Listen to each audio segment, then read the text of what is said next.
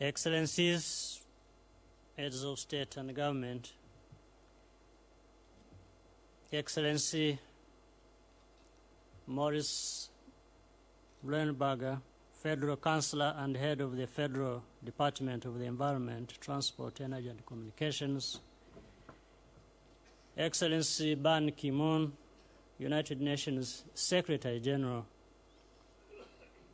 His Excellency Dr. Madun Ture, Secretary General, the International Telecommunications Union, business and technology industry leaders, distinguished ladies and gentlemen.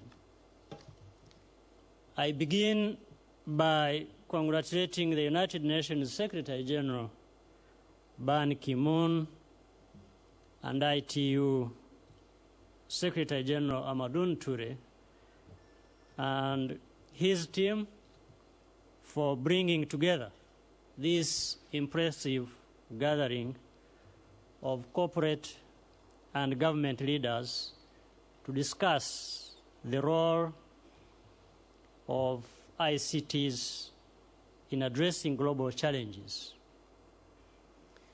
You continue to raise the United Nations family of institutions to a higher level to serve the not served and underserved global majorities to improve their lives. While this gathering takes place amidst the global economic crisis and climate change, this is also a period of considerable new opportunities. We witness every day further evidence that environmental protection and economic development are inseparable if we invest in innovative solutions to save our planet. That's why we are gathered here as public and private sector leaders, policymakers, experts, and knowledge workers to reflect on how to deploy ICTs to address the economic crisis and climate change in a more sustainable manner. The powerful theme of this summit, open networks, connected minds, is therefore appropriate and has a particular meaning for us in Africa. Being latecomers in embracing and indeed starting from a low base in creating information and communication technology sectors, ICT is nonetheless fundamentally transforming our nations and continent.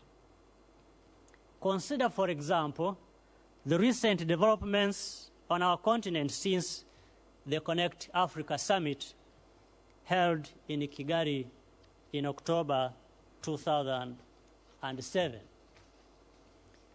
Investments in communications infrastructure alone exceeded $8 billion.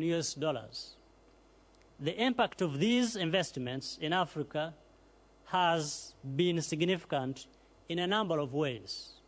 Firstly, we have seen a dramatic reduction in tariffs averaging 30%, thereby enabling more people to access communication services and improve their livelihoods.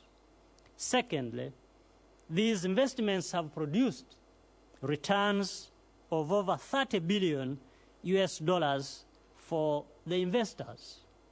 Thirdly, these investments have contributed significantly to the expansion of our nation's tax bases, creation of many small and medium enterprises, as well as new jobs. Fourthly, these new infrastructures are proving to be more powerful tools of regional integration as they link individual countries while connecting them to international gateways. This is vindication of our belief in private sector-led growth and development, and in the role of ICT as an industry and a facilitator of other sectors. We may highlight the following developments in the Rwandan context since Connect Africa Summit. Over $500 million have been invested in communications infrastructure, and 70% of which was private investment. The cost of communication have been reduced by 35%. And as a result of this increased investment, reduced costs, and expanded coverage, the number of users has increased by over 200%. These billions of dollars in investments and returns in Africa are neither aid nor loans that lead into national debt traps.